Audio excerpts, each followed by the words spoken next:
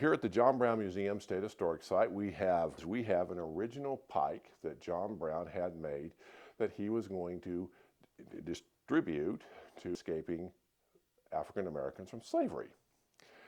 Now, this idea, the idea John Brown had of this, it came after the Battle of Blackjack.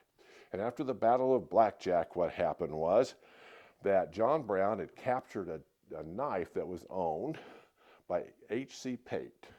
And he looked at it and he turned it over in his hand. He says, "Perfection itself."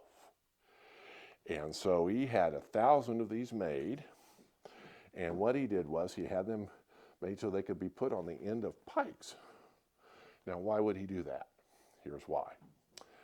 He knew that the average slaveholder did not train his slaves on how to use firearms, putting it very mildly. So, but he did know that they knew how to use farm tools, and this motion over and over all day long.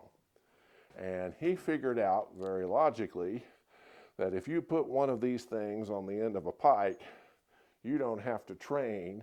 Just say, do like you were doing, you were throwing a hay bale. And he was going to give these to